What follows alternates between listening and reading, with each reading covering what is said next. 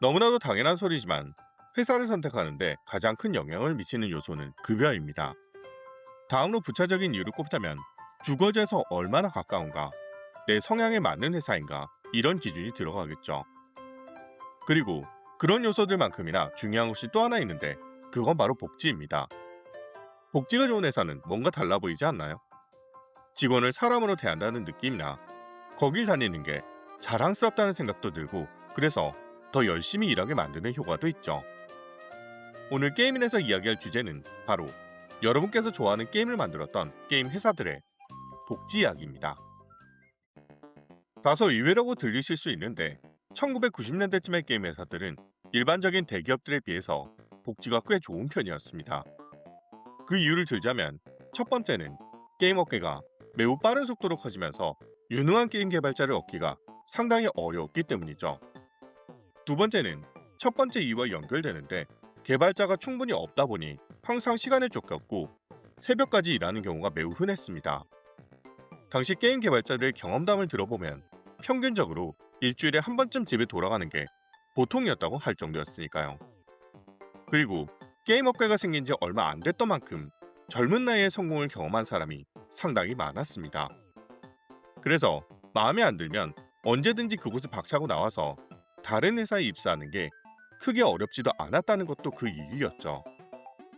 유능한 개발자라면 새로운 환경에서도 성공하는 게임을 만들 확률이 높았으므로 이는 자연스러운 현상이었습니다.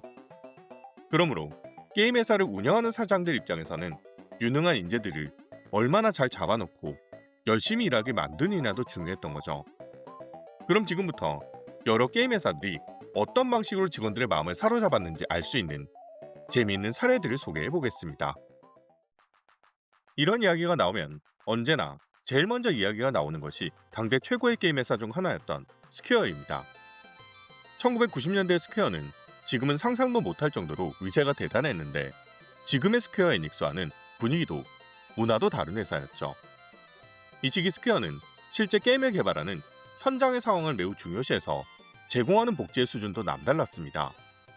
매년 밀리언셀러를 몇 개씩 발매했으니 회사에 들어오는 돈도 많았고 그만큼 직원들을 위해 사용하는 것도 아끼지 않았던 거죠. 가장 먼저 소개해드릴 것은 2년마다 한 번씩 30만 엔이라는 예산 안에서 어디든 갈 수 있는 해외여행 제도입니다. 이 제도가 생겨난 이유는 개발자가 새로운 아이디어를 얻을 수 있도록 견문을 넓히라는 의도였습니다만 이건 어디까지나 명목상의 이유로 열심히 일한 사람들이 그 대가를 얻고 다음 히트작을 제작하기 위한 의욕을 북돋우기 위함이었죠. 물론 이 당시 대부분의 회사들이 정기적으로 사원 연수라는 명목으로 일본 내 관광지나 해외로 단체 관광을 가긴 했지만 스퀘어는 거의 분기별로 히트작을 만들고 있었던 회사의 특성상 단체로 어딜 가기 힘들었기 때문에 차선책으로 이런 방식을 채택했습니다. 재미있는 건 1991년에 사카구치 히로노부가 이 프로그램을 통해 미국으로 기술 연수를 갔을 때 우연히 호리 유지와 토리야마 아키라를 만나게 되었고 며칠간 그들과 함께 다니며 크로노 트리거의 방향성에도 영향을 미쳤죠. 이건 가장 대표적인 사례일 뿐 당시 스퀘어의 게임들이 다양한 아이디어로 가득 차 있었던 이유는 이런 색다른 경험을 바탕으로 새로운 아이디어를 채울 수 있었던 시스템의 영향을 받았으리라 짐작할 수 있습니다. 또 한 가지 스퀘어의 문화를 소개해드리자면 다양한 방식으로 보너스를 지급하는 회사였다는 겁니다. 스퀘어는 하나의 게임이 발매일 때마다 판매량에 따라 지급되는 특별 보너스가 존재했는데요. 역대급 히트를 기록했던 파이널 판타지 7의 경우 1997년 한 해 동안 최소 420만 장이 넘는 판매량을 기록했습니다. 그리고 키타세 요시노리와 노무라 테츠야 같은 최상위 스텝의 경우 판매량 곱하기 20엔만큼의 보너스를 받았다고 하죠. 직급과 맡은 업무에 따라 배율이 다르게 적용되었지만 제작에 참여한 모든 스텝들에게 상당한 금액이 지급되었습니다. 그리고 이렇게 받은 보너스에 대한 세금이 다음 해에 정산될 테니 그걸 고려하면서 사용하라고 주의를 주면서도 이 보너스를 누가 얼마나 쓸데없는 곳에 사용하는지를 경쟁하는 보너스 낭비 콘테스트를 개최하는 엉뚱한 면도 보였죠. 또한 각 프로젝트의 부서장에게는 어떤 타이틀을 처음으로 발매하면 그 보수로 법인 차량을 구매하는 특권도 주었습니다. 이 법인 차량에 필요한 조건은 포도에 안전성이 좋으면 된다는 조건만 충족하면 아무 차나 구매할 수 있었는데요. 당연하지만 법인 차량이기에 이 차량의 유지비 역시 회사에서 지급해준다는 특권도 부여되었습니다. 그래서 각 부서장들의 자리에는 고급 외제차에 카탈로그가 다수 쌓여 있었고, 그걸 보고 자극을 받은 일반 사원에게 자신도 부서장이 되면 드림카를 가질 수 있다는 확실한 목표치를 설정할 수 있게 한 것이 스퀘어의 모티베이션이라고 할 수 있죠. 이와 같이 스퀘어는 회사가 번 금액의 일정치를 현장 직원들의 사기를 올리기 위한 재분배로 사용하는 경향이 강했습니다. 게임을 만드는 사람들이 자신에게 다시 돌아올 보상을 기대하며 꿈에 부풀게 만든 것이 스퀘어의 성공 공식이라고 할 수 있겠죠. 다음으로는 성과 제도하면 둘째가라면 서러워할 캡콤입니다. 캡콤은 과거 히스토리 영상에서 언급했듯 1980년대 후반부터 시작해 지속적으로 결과에 따른 성과급 제도를 도입했는데요. 가장 대표적으로 꼽히는 게 게임을 제작하면 매출의 3%를 성과급으로 지급하며 개발팀의 프로듀서에게 그 성과급의 20%를 자유롭게 사용할 수 있는 재량권을 준 것이 대표적입니다. 이 프로듀서 재량권의 경우 1996년에 신설된 제도였는데, 그 전에도 융통성을 발휘해서 특별 보너스를 지급한 사례가 보이는데요. 오카모토 요시키의 회고에 따르면 스트리트 파이터 2의 메인 플래너였던 니시타니 아키라에게 100만엔의 특별 보너스를 따로 지급했는데, 이는 원래 사내 규정에 없었지만 회사와 협상하여 받을 수 있게 했다고 합니다. 캡콤은 게임 업계에서도 상당히 빠른 시점에 직원들에게 성과에 따른 보상 제도를 도입한 회사 중 한 곳이었죠.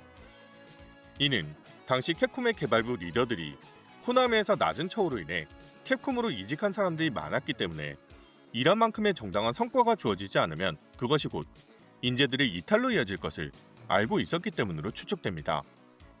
그래서 캡콤은 그 당시 기준으로도 블랙 기업 수준으로 일을 많이 하는 회사로 게임 업계에 널리 알려져 있었지만, 그에 대한 보상은 확실한 회사로도 유명했기에 그들이 계속해서 우수한 인재를 유지할 수 있었던 거겠죠. 직급에 대해서도 철저한 성과제로 운영되었는데, 미카미 신지가 바이오 하자드로 엄청난 성공을 거두자 디렉터에서 한 작품 만에 하나의 팀을 운영하는 프로듀서로 단숨에 직급과 연봉이 수직 상승하기도 했습니다. 그리고 캡콤은 급여일이 되면 직원들이 받는 연봉을 모두가 확인할 수 있게 완전히 오픈했다는 건데요. 즉, 게임이 어느 정도 팔리면 그 제작팀이 얼마나 받을 수 있는지 모든 사람이 확인할 수 있었다는 겁니다.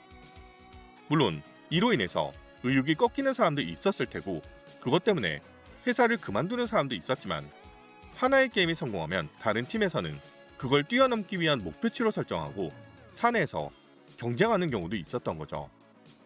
심지어 이 제도는 다른 동료가 버는 돈을 빼앗아 오는 것이 아니라 매출을 높이면 나도 올라가는 구조였기 때문에 서로 좋은 게임을 만들기 위해서 적극적으로 의견을 나누고 교류하는 형태로 시너지 효과를 불러일으키는 경우가 많았습니다.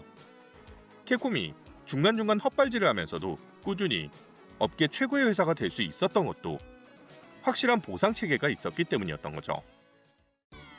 다음으로 소개할 것은 게임 업계에서도 가장 전통 있고 잔뼈가 굵었던 남코의 사례입니다. 남코가 제공한 복지 정책은 게임 업계에서 아마도 최초이자 가장 특이한 형태라고 할 수 있는데요. 그건 다름 아닌 기숙사 및 식사 제공을 무상으로 지원했다는 점입니다. 이 말을 듣는 분들은 그게 무슨 복지야? 라고 생각하실 수 있는데, 이걸 1970년대부터 했다는 게 중요하거든요.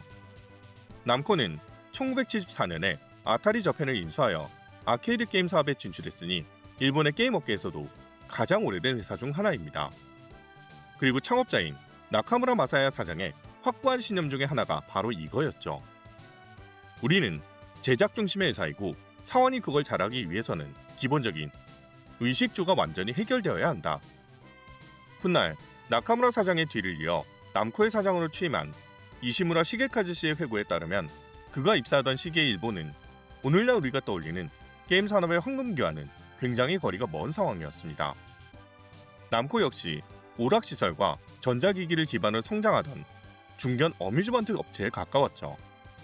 그런 시기에 직원들이 먹고 자는 걸 제대로 지원하지 못하면 회사가 제대로 운영될 수 없다고 판단했다는 건 꽤 흥미로운 이야기입니다. 당시 이 기숙사에 입주해서 생활하던 사람은 10명 정도였고, 이들이 어려운 시절을 넘기고 경험을 쌓으면서 훗날 팩맨이나 제비우스 같은 게임들을 개발하는 핵심 인재가 되었다는 걸 고려해보면 대단한 일이었던 거죠. 남코에서 제공한 복지 정책은 다른 회사들의 사례와 비교해보자면 별 대단찮게 보일 수 있으나 이 정책이 시행된 시기를 고려해보았을 때 이것이 남코라는 회사가 성장할 수 있는 동력이 되었다는 건 틀림없습니다. 사람이 중심이라고 생각했던 남코가 게임 업계에서 성공을 거듭할 수 있었던 건 지금 생각해보면 당연한 일이라고도 할 수 있겠죠. 1980년대 초반부터 수많은 히트작들을 배출하고 아케이드를 지배했던 남코 출신의 개발자들이 타사로 이직하거나 독립하는 경우가 드물었던 배경에는 이런 사풍이 영향을 주었으리라 추측됩니다. 즉 남코는 오늘날 게임 회사들의 복지처럼 화려한 제도를 제공한 것은 아니었으나 게임 산업이란 말조차 낯설던 시기에 회사가 젊은 제작자들의 의식주를 책임졌다는 점에서 최초의 복지 사례로 볼 수 있겠네요. 이 외에도 유명한 게임 회사들은 다양한 방식으로 직원들에게 복지를 제공했습니다. 닌텐도의 경우 사원 연수 여행이나 일정량 이상의 게임 판매가 이루어지면 보너스를 지급했다는 사례가 있으며 더 유명한 사례를 꼽자면 게임 업계에서 종신 고용을 가장 오랫동안 유지했던 회사라는 점이겠죠. 물론 이는 닌텐도가 애초에 게임 회사로 출발한 것이 아니라 화투 및 카루타, 장난감 업종을 오랫동안 유지했기 때문이었고요. 세가 역시 회사에서 직원들이 오래 생활한다는 것을 잘 알고 있었기 때문에 샤워실과 숙직실을 제공했다는 증언이 확인됩니다. EA도 판매량이 일정 이상이 되면 그 판매량에 따른 인센티브를 지급하는 보너스 제도를 채용하고 있었죠.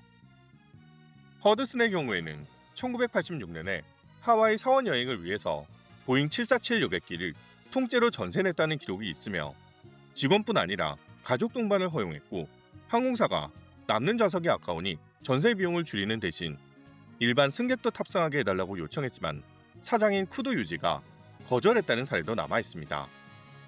회사가 홋카이도에 있다는 특성상 매년 겨울 난방 보너스 명목으로 10만 엔의 특별 보너스를 지급했다는 전 사원의 증언도 있고요. 즉, 당시를 대표하던 게임업계의 경영자들은 인재가 곧 회사의 자산이라는 것을 누구보다 잘 알고 있었고 그들을 오랫동안 회사를 위해 일하는 사람으로 만들기 위해 여러 가지 방법을 동원했다는 것을 엿볼 수 있습니다. 게임업계의 복지 관행은 현재도 계속해서 이어지면서 다양한 방식으로 진화하고 있습니다. 어떤 회사는 회사로부터 일정 거리 내에 있는 곳에 집을 얻으면 주거 보조비를 제공하기도 하며 1년에 일정 금액 한도 내에서 자신이 원하는 게임을 구매할 수 있는 비용을 지급해주는 회사도 있을 정도인데요. 단순히 게임을 재밌게 즐기는 게 아니라 직원이 관심 있는 게임을 학습 및 성장 목적으로 구매하도록 유도해서 게임을 다 즐긴 후 리뷰로 정리해 사내에 공유하는 규칙까지 세워서 회사의 발전을 도모하고 있습니다. 이와 같이 게임 회사들은 지금도 여러 재미있는 복지 정책을 제공하면서 게임 업계만의 독창적인 문화를 유지하고 있죠. 결국 게임 업계의 복지 정책이란 게임이란 매체 자체가 사람의 창의력이 중요한 위치를 차지하기에 그들을 어떻게 하면 더 오랫동안 우리 회사에 머물게 할 수 있는가에 대한 고민의 흔적이라고 할 수 있습니다. 그런 다양한 시선으로 이런 사례들을 살펴보면 게임 업계를 한층 더 재밌게 바라볼 수 있지 않을까 하는 생각이 드네요. 여러분께서 사랑하는 게임들이 탄생할 수 있게 도와주었던 게임 회사들의 복지 정책 이야기는 여기까지입니다.